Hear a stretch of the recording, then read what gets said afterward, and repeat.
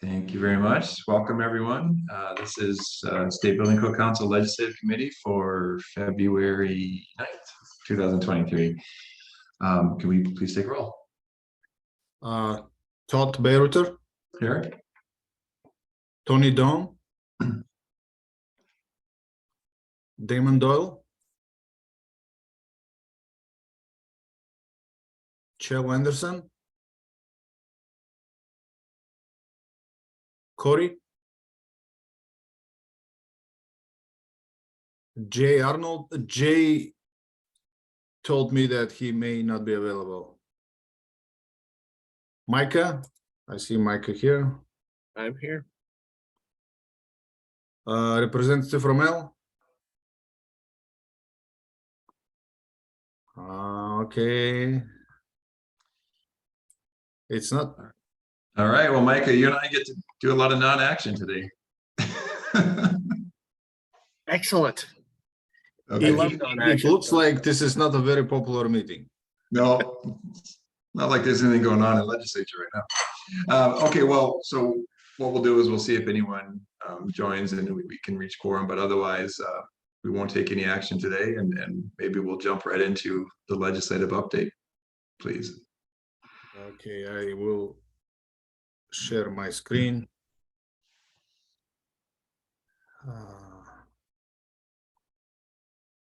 Okay, so I want to start. So I sent you the calendar, the final calendar for this week, and I have a calendar for next week. I didn't send it to you because I got it this morning. Thanks to Josh from DES, he's helping a lot, but the calendar is really not completed, so it will be updated by Friday afternoon, so I can post it on the website on Friday if this, Yeah, I think that's perfect. Otherwise there is no value. Yeah.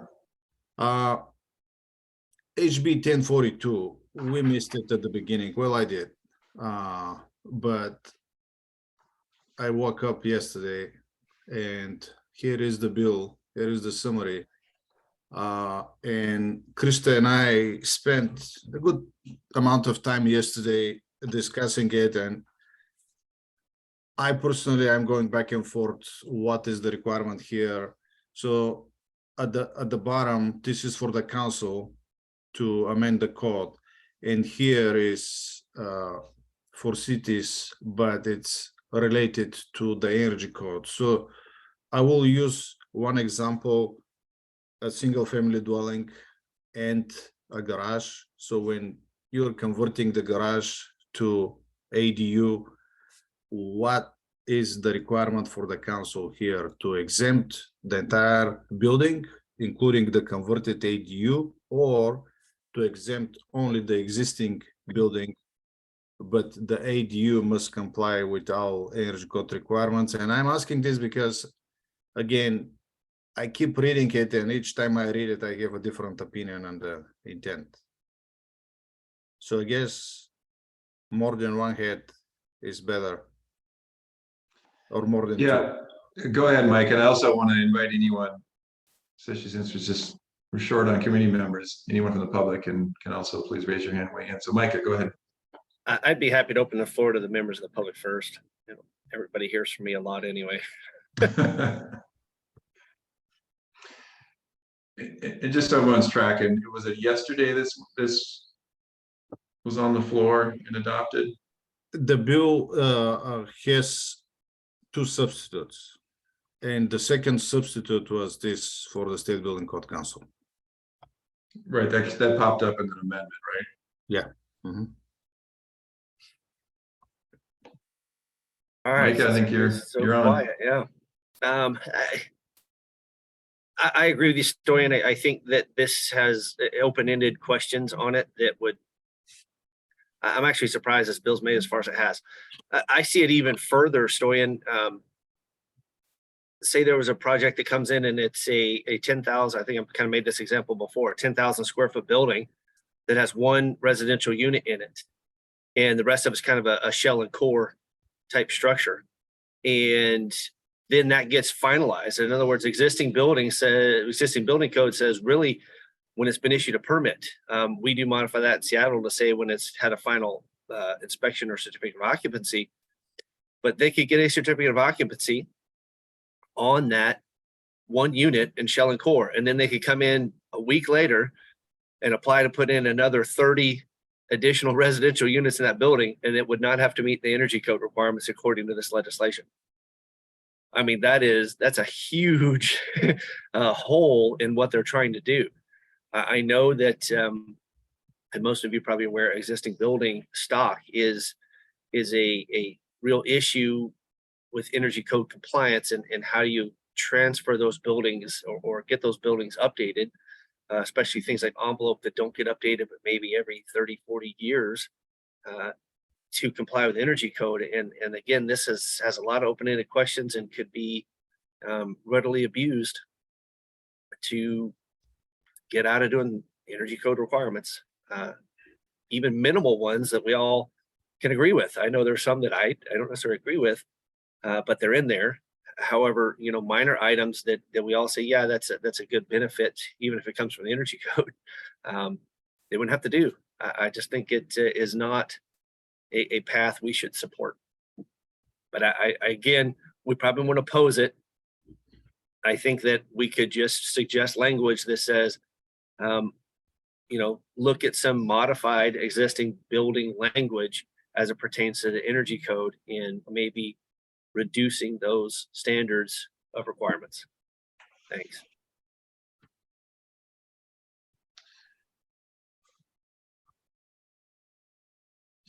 Yeah, so I'm trying to better understand what the intended scope is. And when I first read this, I thought it was solely targeting, conversions essentially, right? From office to something, right? I thought that was kind of the spirit of what they were doing, but Micah raised some important concerns there of where loopholes could occur here in residential buildings. When I read it the first time,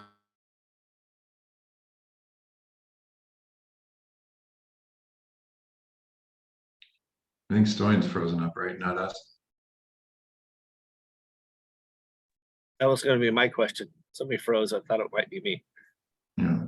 I froze and I dropped my call earlier, and now it appears Stoyan's having some issue as well. So I'm not sure what might be going on. Okay.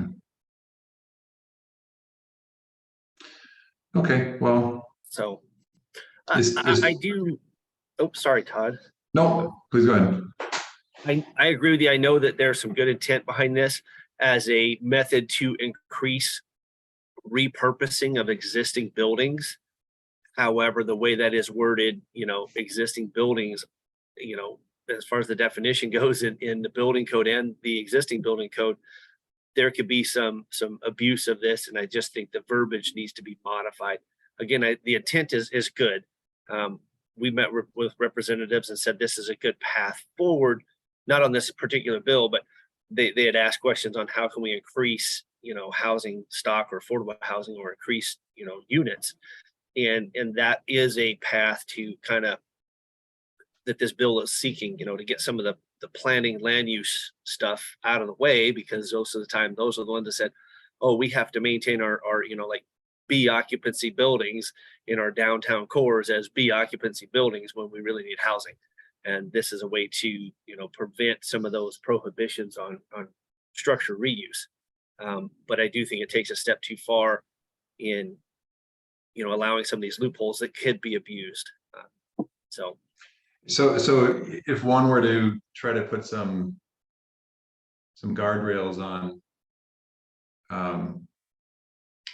it sounds like some of the concerns are primarily if you were to add units to existing residential, or what are your thoughts here?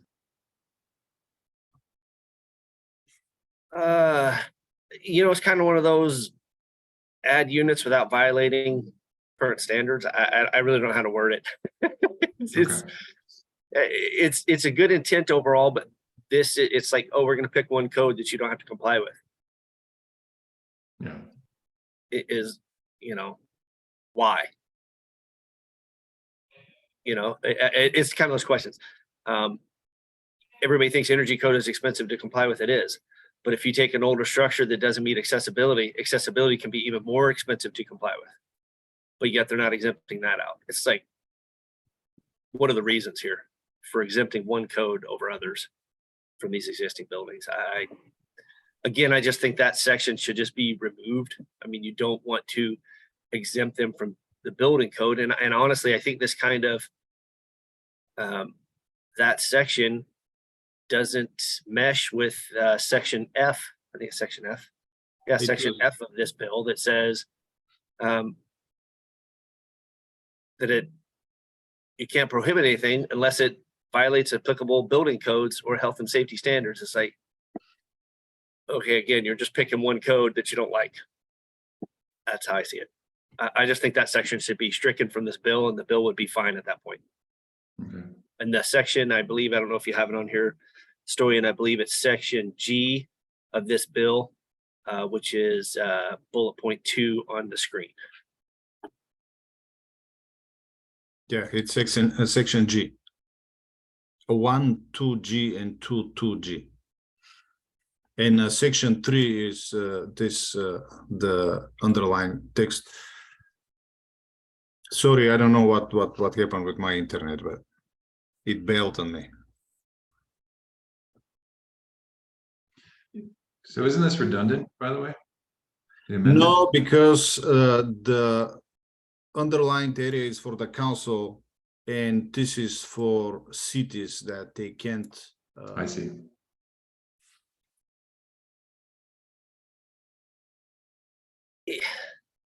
Even the Again, last sentence, just, it has open-ended questions that are not answered in the legislation. Does the existing structure already have to have residential units in it for this to apply? Or not? Because this says based on the addition of new dwelling units within the building. I don't know. Of course, we could pick it apart, but this just, in my opinion, would violate sections of Chapter 1 of the administrative section that, we're not allowed to waive portions of the code. Yeah. You can find alternatives to it, but not waive it. And this is explicitly saying go waive portions of the codes. Yeah. Again, I think these this is one of sections his recommendation from this committee. We're not taking action today because we don't have enough. We don't have a quorum, but I think this is one where asking for some clarity on what the intent is, and to be able to inform what the best path within. Because I agree. I don't know that it needs to be in the energy code, that waiver. If it's in the bill and that's going to be adopted by cities, why do we need it to be redundant in the actual energy code? Just for folks' awareness, the cities were the only ones that came out with concerns where everybody else was pro testimony. So there were very few that even testified on the bill. Yeah, thank you, Ann. Yeah, I mean, I think we understand the intent, right? And where they're trying to go with it, especially if you're converting an office, from B occupancy to residential. We understand those challenges on the envelope and so forth, right? But Mike, it brings up really interesting points of where could this be abused.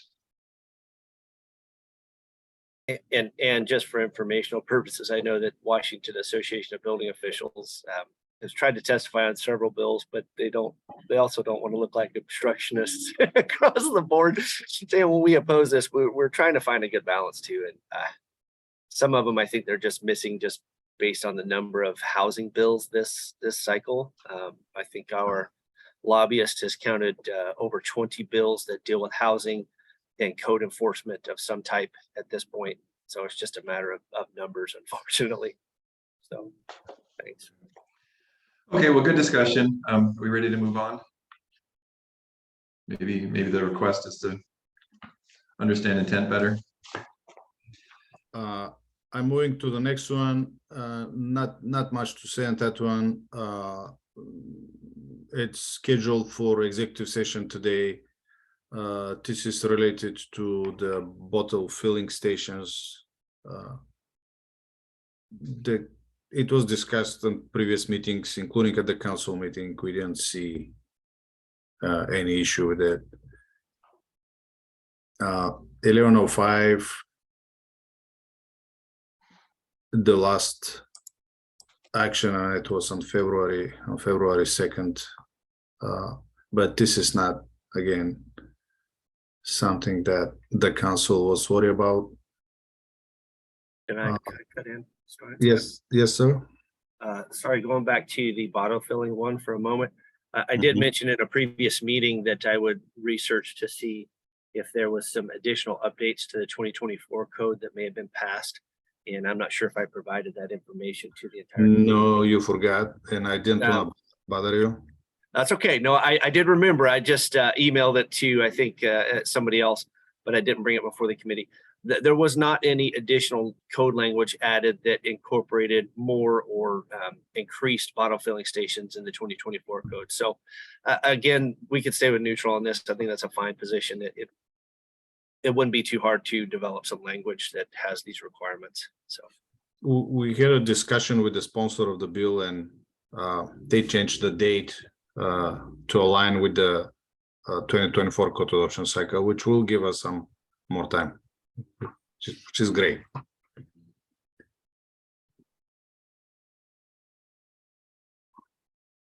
Okay, going forward. Come on, what's wrong with my computer today?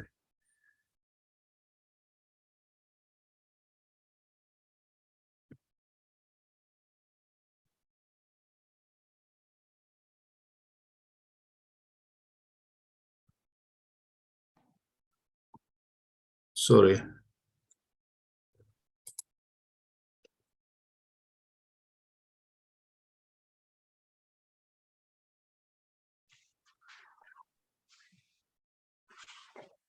Can you see me, or? Yeah, we can see you, and it just looks like your computer's locked up, right?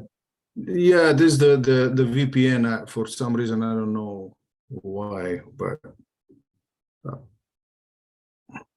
Is this saved on your computer or on the network?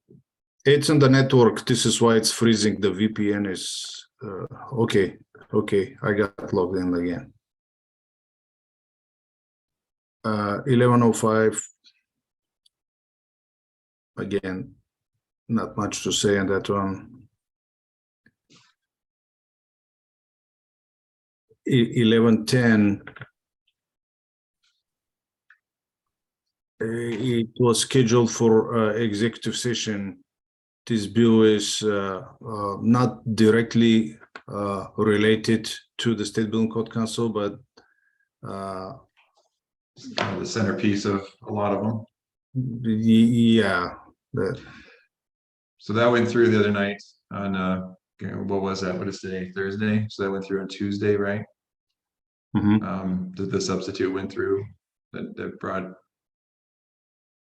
up to the two steps, 25 to 75,000, and then 75,000 and above. But no major changes. It's for local governments that may cause some issues here, but Yep. I think it's more interesting just from the fact that that will be obviously key driver in the development code to trigger some of these other necessary life safety changes. 1167, this one is interesting.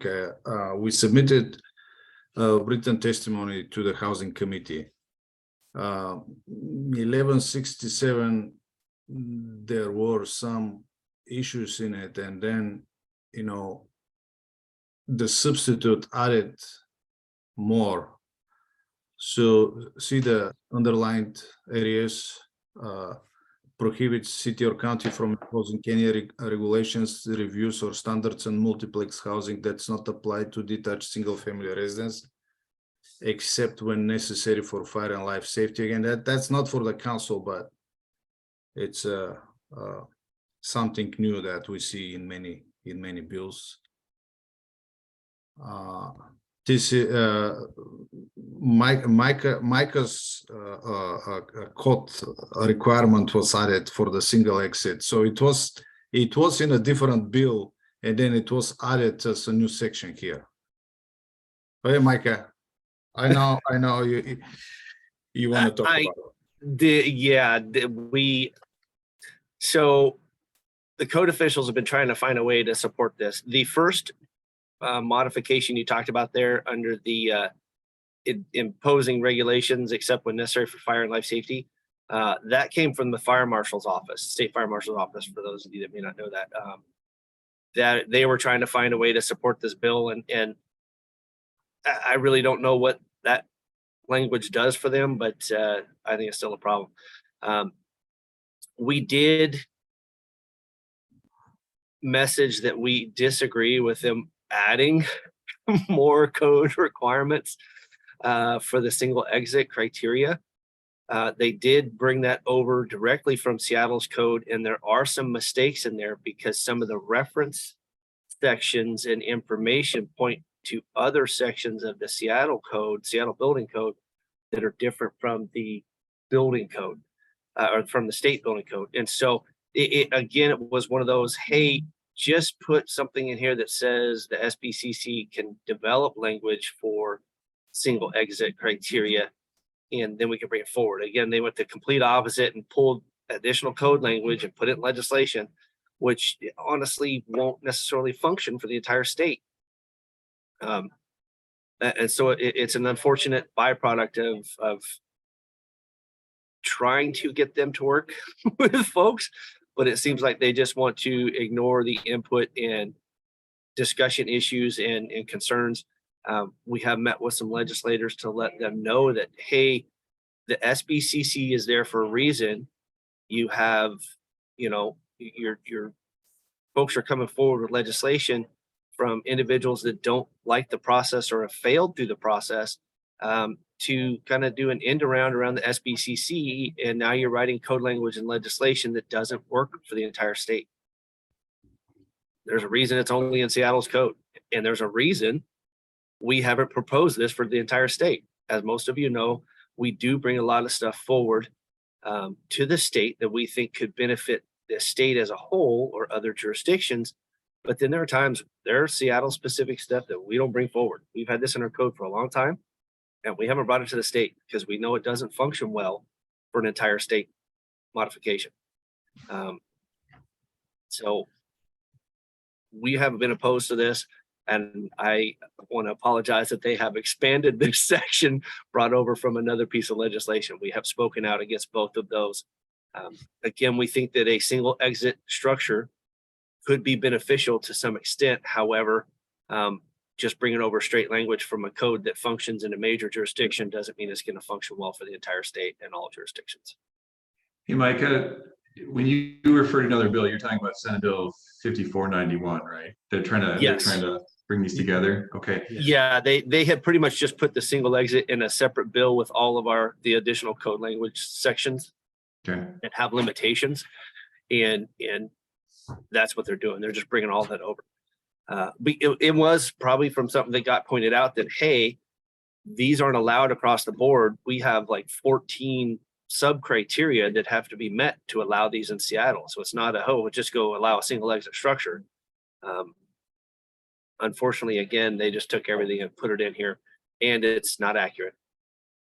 Like I said, some of the reference points back to sections that we have modified and renumbered.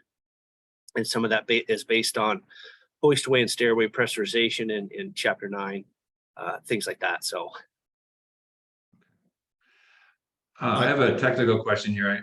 I get lost in the difference between the 5-story and the 6-story requirements in here. Can someone explain that, please? I think it talks about above grade. Let me go back. That's the difference in 5491 is obviously the same. Building is no more than 5 stories. The building does not have more than 6 stories above grade plane. Right. So grade plane is the trigger. There's a difference. So you can have taller buildings, but part of that building could be below grade. or grade plane, especially on sloping sites, things like that. Okay, thank you. I met with the sponsor of 5491, and I was trying to make the same points as Micah was saying. I even used some of his statements about 14 additional requirements and, code references that may be incorrect now or in the future, but this is how I was able to do. At the time we talked to the senator, I didn't know this language will be moved to 1167, but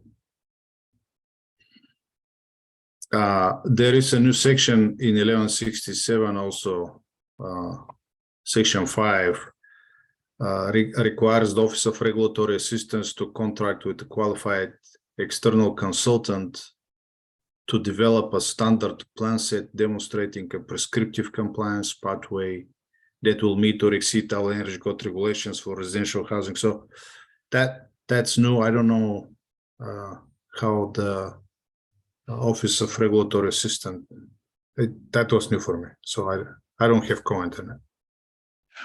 Yeah, and in this section, and then the condo bill, right, the section 13 that the council did actually take action on to, I guess, officially oppose, right? That's a similar vein, right? But the opposition was primarily because it was designated the State Building Code Council to do it. Is this an evolution of, in a response to that it would be an external consultant? Well, when you see section, well, I don't hear it here because it's not here, but the Department of Commerce, there are some requirements for the Department of Commerce to help cities and counties to develop these pre-approved plans on local level. So it's not a statewide application, it's a local level, and it's a program that will help them develop it. But this section 5 was added with the substitute, and I'm not sure if this is related to the energy code only, and I'm also not sure if the requirement is to develop a set of plans that I just each time I read it, I know, and I have to say, like, we were deep diving this in Spokane Plan Commission, so a local jurisdiction, trying to understand what the word plan implies, right? It means something very different to everyone. So, and when you look at the condo bill, and I'm sorry, I'm forgetting the number, the section 13, starts to use terms like design, so forth, right? So I think that also would be helpful to understand what is the actual deliverable they're looking for here. Go ahead, Micah. So I'm not well versed on this, but I think that WABO is working on something similar in this regards. I'm sure energy code is kind of a standardized performance or prescriptive approach that is kind of easily to follow. I know that that's the complaint from code officials, that the complexity of the energy code makes it difficult to enforce based on just knowledge and skills. I mean, you have experts putting these, energy code language together, and some of them even struggle with how to enforce that and understand each item, especially from a compliance standpoint on how to achieve compliance, what I'm getting at. So this may be, there may be just some additional information that needs to be provided, but I think this is trying to get to something that makes it easier to achieve the prescriptive compliance in understanding that complexity.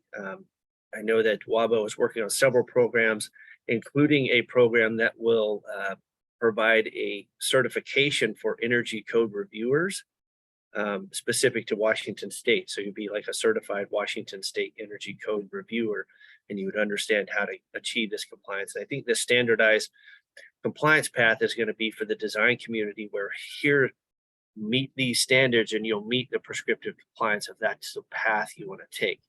Of course, what we're seeing more of is a performance approach where they're going out and getting somebody to, do a calculation that says, do A, B, C, and D to achieve these points, or exceed them in an alternate method. So I think this is actually not a bad thing, even though, yes, it kind of sounds like it's a standardized design. It would just be like a standardized compliance path that makes it easy to understand what's in the current energy code. Again, agree, I don't know Mike. if this is a bad thing.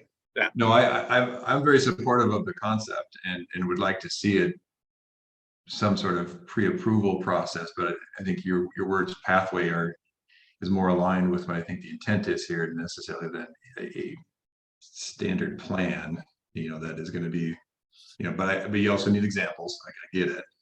But I think just understanding how you get there with jurisdictions is more important. I have a meeting tomorrow with folks from the Department of Commerce, and there will be somebody from the Office of Regulatory Assistance. So I'll have some more information tomorrow afternoon.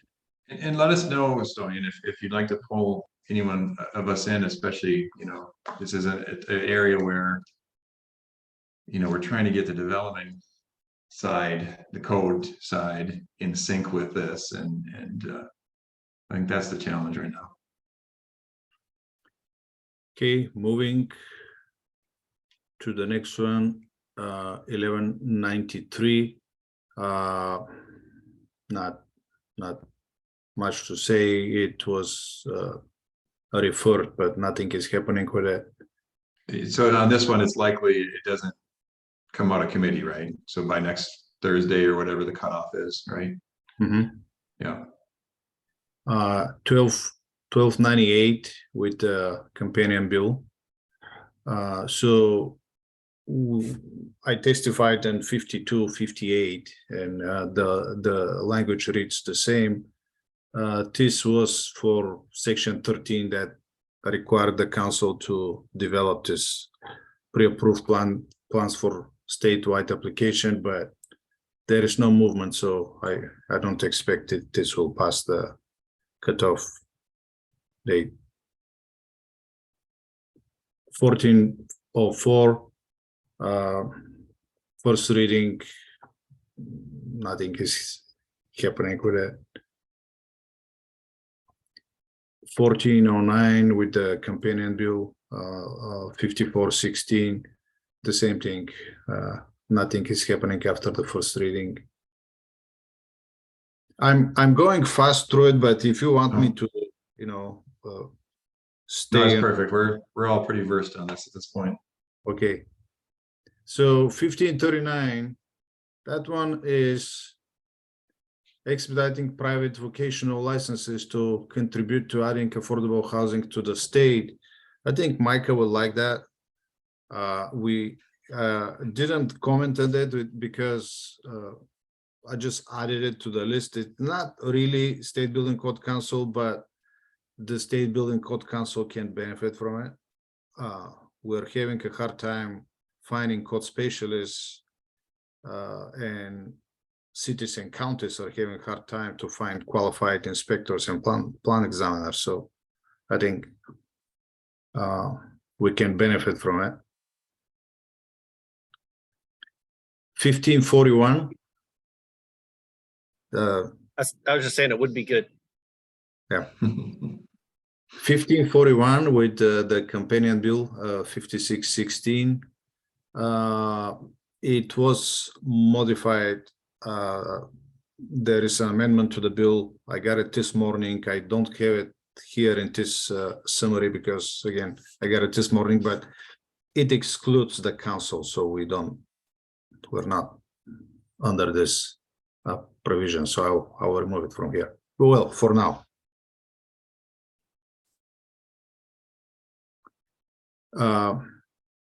5037, nothing is happening after the first reading. 5117, this was Senator Wilson. Same thing, nothing is happening after the first reading. 5119. Did that go out yesterday? I didn't watch it.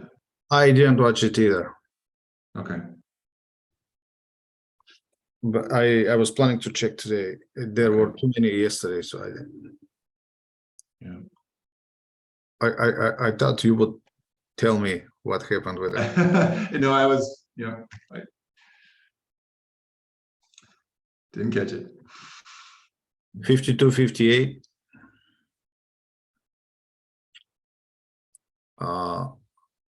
This is the companion for 1298. We already addressed that. 54-16. This is for 1409. We already addressed that.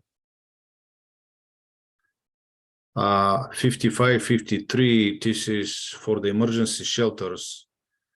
I was approached by the Department of Health a couple of days ago, and I met with them yesterday. It appears that the Department of Health has this a program. It's transient lodging, I guess. It's, I'm not really familiar with it. I need to research that a little bit, and we will meet with the Department of Health next week too. But they have this program that may overlap a little bit with this emergency shelters potentially, if we need to adopt something for emergency shelters as an appendix. And I told them, if we need to do something, we have to coordinate with them anyway, whether or not the Department of Health is part of this bill. So this is all I can say about this bill. It So- aligns with the triennial code adoption cycle for 2024. So it's a good thing, but it's extra work for us. So what, is there model code that this type of effort would start with? There is? Is it standard, or is it, where does it exist? Well, we met with, there was a similar bill last year, and we met with the sponsor last year, and we met with the sponsor this year as well. So my understanding was that they were trying to, target something similar to what California has for emergency housing. Last year, the bill was too specific, related to some type of units, and the bill this year is kind of broad and allows a little bit more flexibility for the council. But I'll let Micah talk about that. You're doing just fine. I don't need to talk about everything, but Well, I we saw do have your some hand, so experience. I didn't wanna. It's all good. Yes, Todd, there is some base code language that covers temporary structures, although it's limiting. There was a previous RCW that said jurisdictions can do their own code language or enforcement regulations on temporary housing as long as it met all these different criteria. Meeting those different criteria was actually very limiting. In other words, it really didn't give you much, didn't provide much allowance outside of what already is within the building codes. So it didn't do a whole lot for you, is what it came down to. I think that this could be a good thing. However, like Stoyan mentioned, it would be a big lift. There's a nationwide push for this at the national code hearings for 2024. There was a proposal trying to get an appendix into the building code that addressed emergency shelters or emergency actions for housing during disasters or whatever else, or like we have here, a housing issue. But it was one of those documents where it took certain things and put limitations on it. In other words, Yeah. when we look at the code right now, the code official has a pretty broad authority for discretion in how you apply the code to certain things for a certain amount of time for temporary structures or temporary housing or anything else that is actually less restrictive than the previous RCW I mentioned, or what would have been in that appendix at the national level. So it didn't actually pass through the national level. I know there'll be continued work on that. I know FEMA and others are involved in it as well as the Washington Association of Building Officials. But it's a good idea. It's just a whole lot of work, as Dwayne mentioned. And we So really it's an would have ICC to. level, oh, I'm sorry. No, go ahead. So you're saying it's proposed as an ICC level appendix, right? Not a standard, but an appendix to the IRC? An appendix to the IBC, and it kind of pulls a lot of already allowed items from the IBC into one location in the code. So in other words, really what this would do, even if we move forward with this type of adoption, we're going to go pull a whole bunch of code sections into kind of make a sub code for temporary housing, temporary shelters, and what you can and can't do. I mean, there's so many variables in there. It just, it's going to come down to what's the current occupancy classification of the structure they want to use for this temporary housing, and how long are they going to do it for, and all these different rules or allowances. And so there's a lot of limitations currently in the code as well for timelines.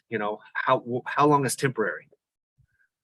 Currently the code is like 6 months. Other jurisdictions can go longer. It just depends. So is that going to be a set number? What is acceptable? Everybody thinks now after the pandemic that was temporary, but it lasted 2.5 years. Temporary measures went for years. So what does that look like? And when does it start to become something we should consider permanent and not temporary? So again, it can be done. It's just going to be a big lift. And yeah, it's going to be one of those things that doesn't necessarily work across the board in every jurisdiction. That was one of the reasons the appendices, even for the national level, didn't go through, because it did limit or prohibit some discretion that already exists. So, related to this and kind of jumping to the end of the list is, the bill that looks like it was recently dropped, February 1st by 2 Senators Wilson and Mullet. That's the kit home definition, right? Kit home means structure designed and constructed in a factory to sufficient life, health, and safety standards to be utilized as housing for at least 10 years.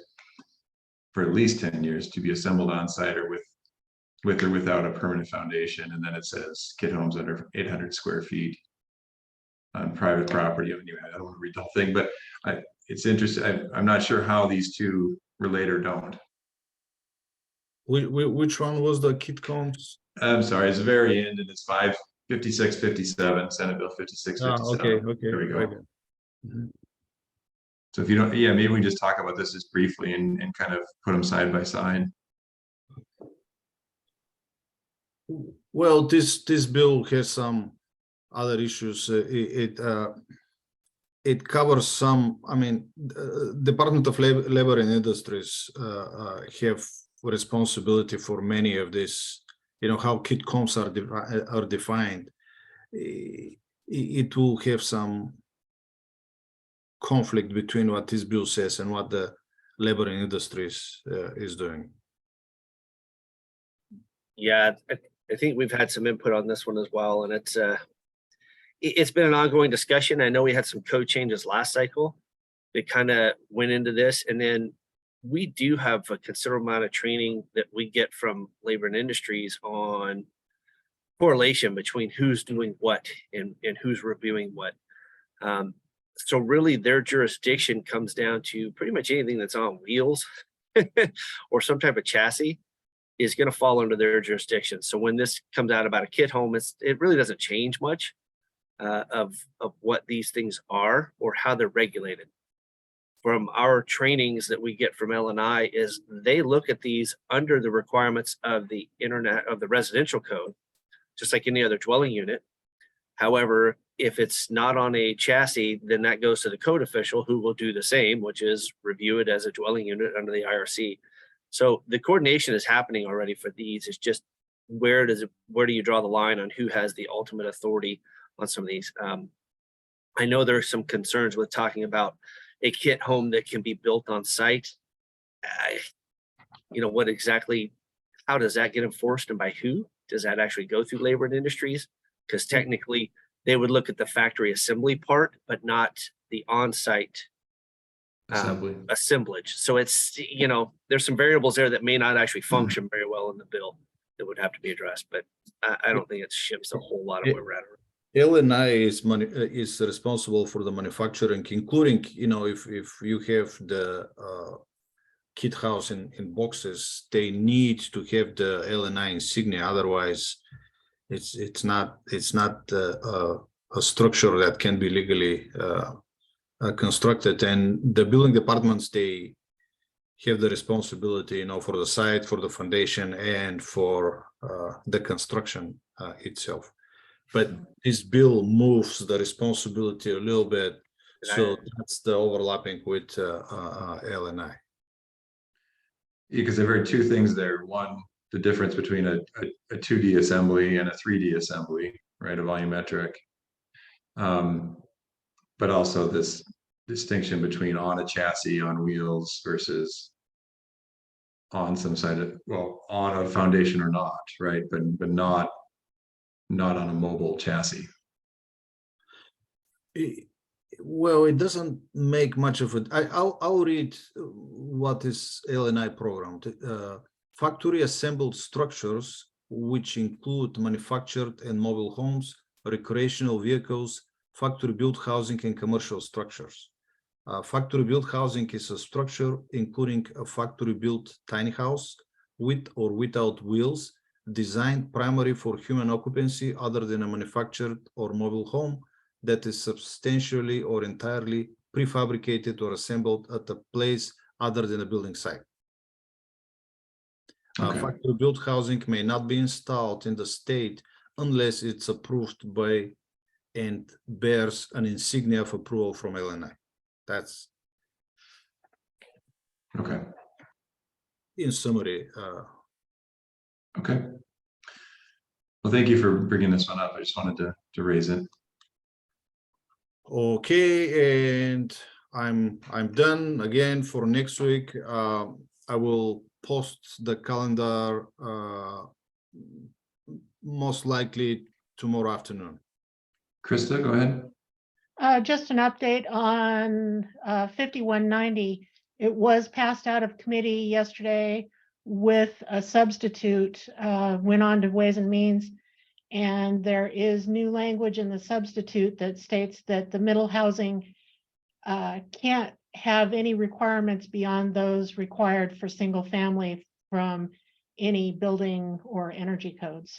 So you lose townhouse sprinklers and all of that stuff. Interesting. Okay, I'm going to pull it up after this meeting and study a little bit. But thank you for that, Krista. Okay. Well, we're still not at quorum, so anything else for the good of the order from anyone? So for next week, if you want me to, I mean, I haven't seen how many hearings we have next week, but if you want me to reach out to sponsors of bills or committees or testify on something that I missed, just let me know. Okay. Since we don't have a quorum here, we won't make any recommendations. But if we need to, we can pull a quick meeting together since we're approaching cutoff, and there'll be lots of action next week. Okay, anyone else? Well, thank you, everyone. We're adjourned. Thank you. Thank you. Appreciate it. Have a great day, everyone.